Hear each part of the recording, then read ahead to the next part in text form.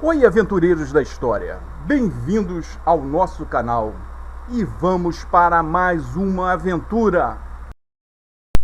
Antes de Lampião se tornar o rei do cangaço, outro homem já fazia seu nome em pleno sertão nordestino. Uns chamavam de bandido, outros de justiceiro. Para muitos sertanejos, ele era um herói que enfrentava os poderosos.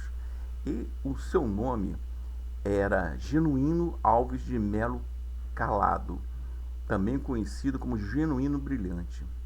Ele nasceu em Patu, em 1844, na fazenda do Brejo da Cruz, isso lá no Rio Grande do Norte. Nós não temos uma imagem correta do Genuíno. Nós, mesmo tendo máquinas fotográficas na época, porque ele aparece no século XIX, em pleno governo de Pedro II. Então, ali no sertão, não existia máquina fotográfica, como que aparece nas fotografias de Lampião que a gente vê. A máquina fotográfica, além de ser rara naquela época, era um trambolho, era enorme. Não, quase ninguém tinha. O imperador foi o nosso primeiro fotógrafo brasileiro. E o Genuíno, a gente tem as descrições da época, que muito vem do cordel também.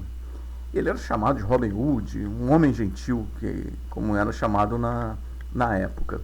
Muita gente diz que ele era um homem alto, muito branco, com uma vasta cabeleira e barba ruiva e olhos azuis. Mas outros dizem que não, ele era um típico nordestino, um vaqueiro de pele morena, estatura mediana. O que nós sabemos é que ele era um excelente cavaleiro, atirador de elite. Ele tinha uma mira fantástica. E ao contrário dos cangaceiros do bando de Lampião, ele tinha regras. Ele não fazia mal a mulheres, não fazia mal a criança. O bando só atacava os coronéis e os coronéis que faziam algum mal para a população. Então, ele tinha uma regra, é que ele não quebrava. E o povo começou a ficar do lado dele. Ele ajudava os pobres, ele entregava comida, parte do saque também era dividido com a população pobre. Ele entrou no cangaço quase sempre, como todo cangaceiro, através da vingança. O irmão dele tomou uma surra e foi acusado de ter roubado um bode. Então isso ele fez entrar em guerra com outra família. Essa família era uma família mais poderosa. E ele entrou no negócio do cangaço. Então muita coisa que a gente conhece vem do relato, mas do cordel. Então é muita fantasia. O cangaceiro que nós conhecemos são os cangaceiros do século XX. Eles parecem uma árvore de Natal, todos enfeitados, com aqueles chapelões cheios de medalhas, bandoleira, peixeira e fuzis, vai da Winchester até o fuzil Mauser. Só que no tempo do Genuíno, era pleno século XIX. Em 1871, ele provavelmente usava as armas tradicionais, as facas, os punhais, mas também usava o arcabuz, como no Nordeste é chamado de bacamarte. Existem os bacamarteiros do sertão, como vocês podem ver nessa foto.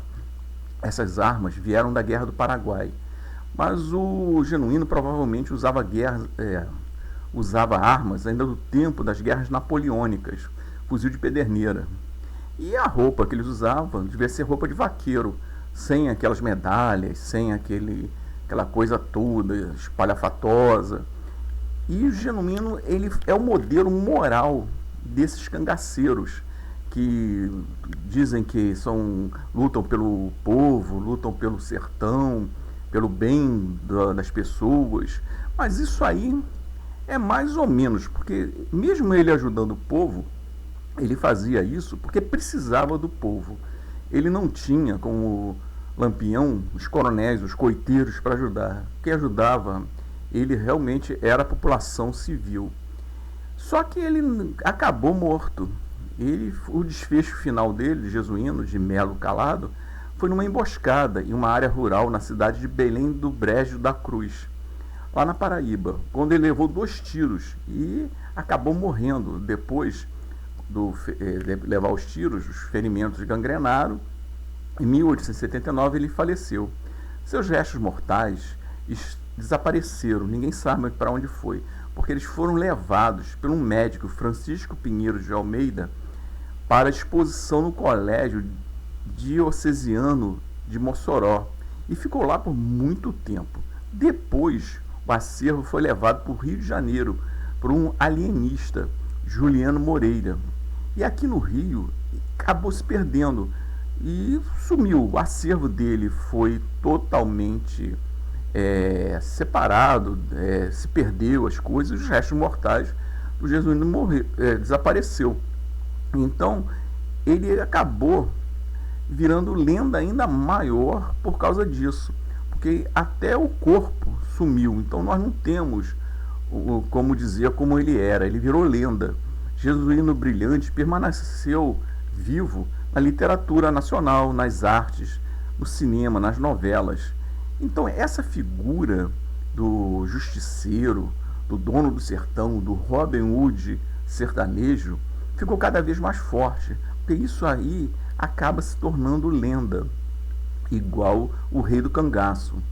Rubens Bal chamava isso de bandidismo social. Eram bandidos que acabavam virando heróis, lutavam, mas isso é uma tremenda cascata, como nós falamos sobre o vídeo de Lampião, se ele era vilão ou ele era herói. Então, eram bandidos.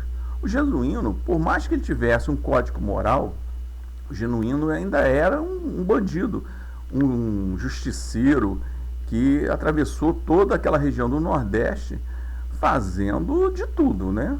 Ele podia ter as regras dele, mas no final das contas, ele acabou morrendo na mão da polícia. Espero que tenham gostado dessa aventura e até um próximo vídeo. Muito obrigada a todos que assistiram ao vídeo. Muito obrigado por assistir e apoiar o canal. Fico feliz demais em saber que você gostou do vídeo. Curta, compartilhe e deixe seu comentário. Nos vemos no próximo.